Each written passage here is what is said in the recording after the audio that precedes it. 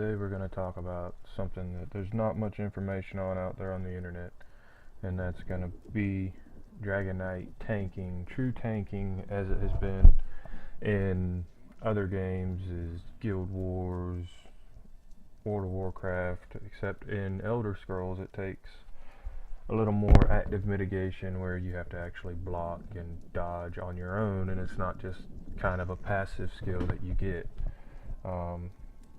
Granted, this is just a low-level character that I have, level 17 Dragonknight. First, we're going to go into the main class skills. You see my bar down here. What they are, I have Fiery Grip, which is from the Flame class here. It's the only one I have active at the moment. May expand that in the future. I like it. It's kind of like the Dragonknight Death Grip or not Dragonknight, but DK from World of Warcraft. It's just a grip that grabs people, pulls you into them, and it gives you a little bit of fire damage on top of that. What I'm going to do is I'm going to evolve that into, or morph it into extended chains, so I get a little bit more range on that. That's going to be right here in my one slot. You can put it wherever you want. I just like it because the plan here is to be a true tank in a party sense, where my job is going to be to mitigate damage to my team, keep everything focused on me, or at least not attacking a teammate, preferably not my healer. So that allows me to do this with Fiery Grip here.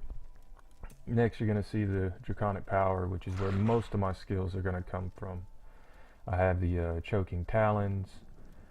Stone Fist I'm using currently just because it's a pretty effective skill. It allows for some damage mitigation and some crowd control. It's going to be replaced with Inhale whenever I get, to level 42 there. I'll replace that with Inhale and eventually morph Inhale into Draw Essence. This is Choking Talons. It's the morphed version of the Talon skill.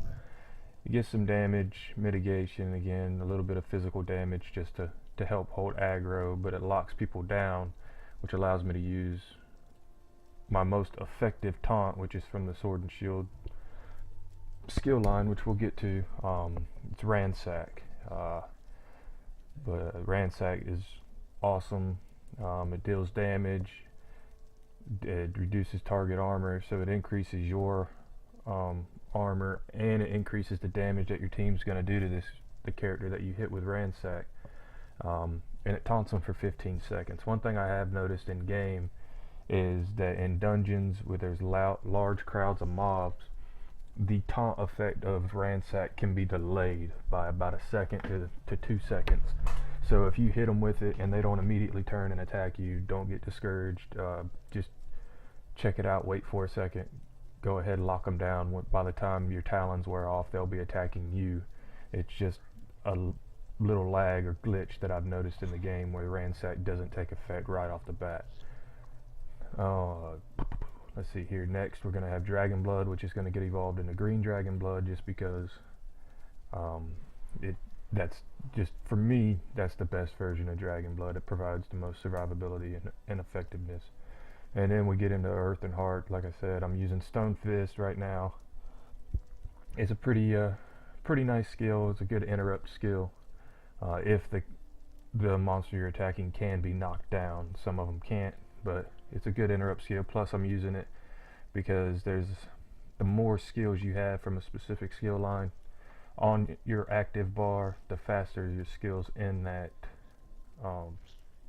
skill line level, and I'm just trying to go ahead and get my corrosive armor up. Alright, now we move on to weapon skills. Right now I do one hand and shield only. I don't rotate between two-handed, I don't rotate between dual wield or destruction staff. I know people are going to think I'm weird, but I'm doing true tank and tanking only. I have Ransack, that's it. That's all I'm using, that's all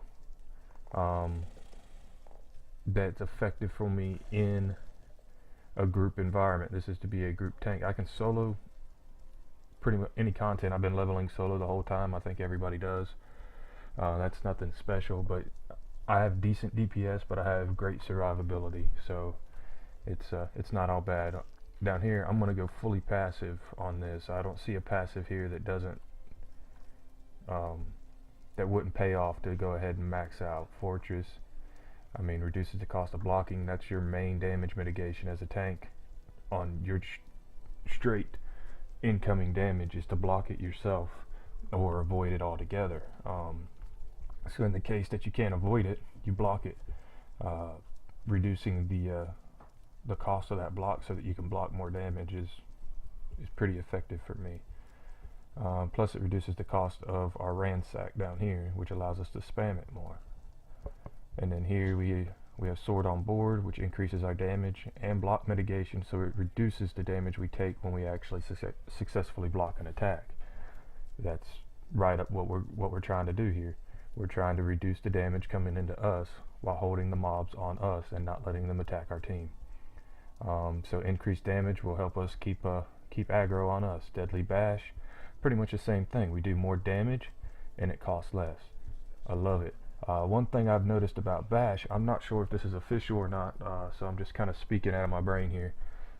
If anybody knows whether this is official, by all means, please let me know. Bash seems to be a pretty effective way to hold aggro. I've noticed that if I'm just melee attacking a mob, I may not hold aggro, but if I bash them, for some reason they turn to me and start attacking me. It's like I gain aggro just through a bash. Alright, deflect bolts, again, we're reducing the damage that we're going to take. We want that. Combat mobility or battlefield mobility, it's awesome. Once you get all the way up, you can move fairly quickly while holding your block up. Makes it really good at getting to range DPS or getting into the middle of a fight to where you can lock everybody down. You don't have to just run in there unprotected and take a bunch of damage while you're trying to get in position. Let's talk about some of the other passives from the class skills that I skipped. I just like to go active skills and passive skills. I'm not sure if I'm going to use any of the kindling or warmth, because we don't have a whole lot of fire damage to build off of. We have physical damage, we have a little bit of fire damage there. Inhale, I mean, I don't know, I think that's physical damage as well. Let me check real quick so I don't tell you something wrong. No, it's magic damage, so I was wrong on that, but it's magic damage. So the passives here with kindling and warmth aren't really going to help us too much with the damage, so I'm probably not going to be putting points into that. Draconic Power, however, Iron Skin, take it. I mean, that's 10% less damage that you're going to be taking right off the bat. Burning Heart, it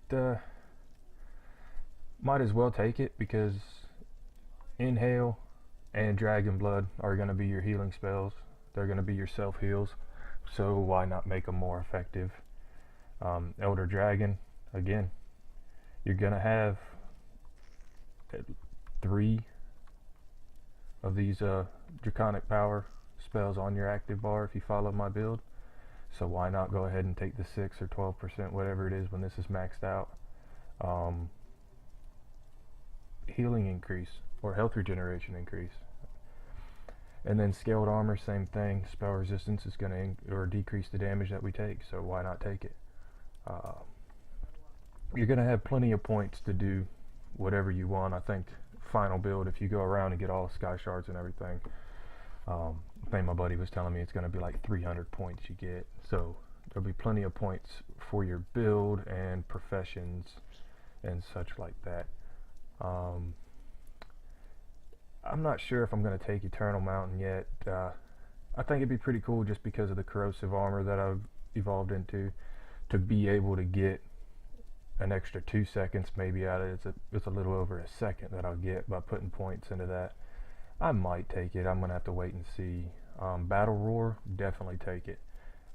Every time I cast the ultimate, I heal myself, I get stamina, I get magic, I can increase my DPS put out while being able to take more damage. That's exactly what we want to do.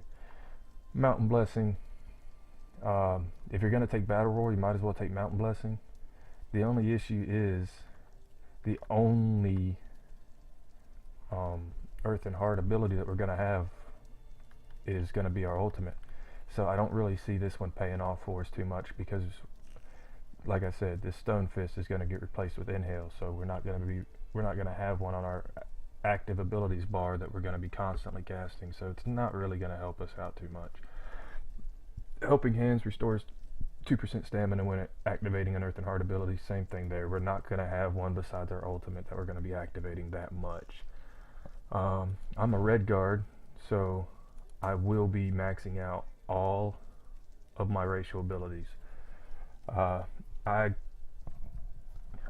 look at it as any other game where they have racial characteristics specific to your race. If you have the ability to max them out, max them out. That's the reason you took that race, is because you wanted those abilities that came with the race. I get increased one hands and shield skill line. That's exactly what I want to do, so that's why I chose this race. So I need to max that out, which it comes base when you create your character. Increased stamina recovery while in combat. That allows me to do more ransacks. That allows me to block and mitigate more damage. I want that. Same thing here, max stamina. Same thing as vigor. It's going to give me what I want to be able to do. Restores 5 stamina to a player during an enemy with melee, or while damaging an enemy with melee attacks. Again, we're going to be doing melee attacks. Why not get more stamina from it?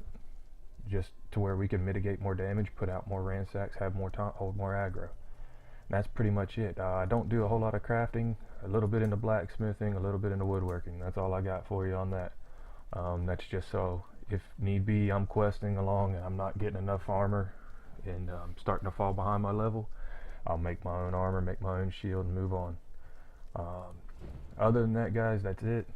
Again, forgive the noob character. He's just a low-level character.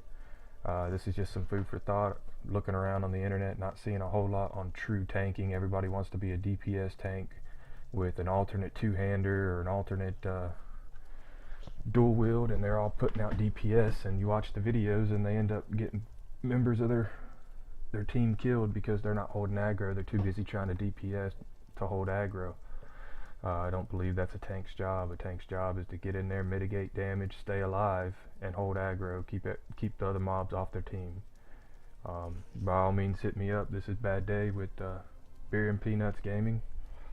Just hit me up with your comments down below, or any feedback you might have. If you see something I screwed up on, or something that you have a different idea on, just hit me up with it and let me know. Before I jump off, I want to touch on something that nobody else in any other videos seems to touch on. They'll throw out rough ideas in the comments section below, and that's going to be your attribute points. I have 1 Magicka. Right now, that seems to be enough. The build I'm going to go for, which I may revamp later, which will cost me about 2,000 gold, as everybody knows to respec in this game, is I'm going 3 points to health, 2 points to stamina, 1 point to Magicka. I think that's going to give me a nice balance of what I want to be able to do as a damage mitigation tank. Again, that might change once I get higher level and start getting into some of the higher level dungeons and such, but I think that's going to give me a nice little balance. That's about it for today, guys. Like I said, hit me up, subscribe, Beer and Peanuts Gaming, and or Man Cave Gaming, we're over there too, and just let me know what you like. Alright, later.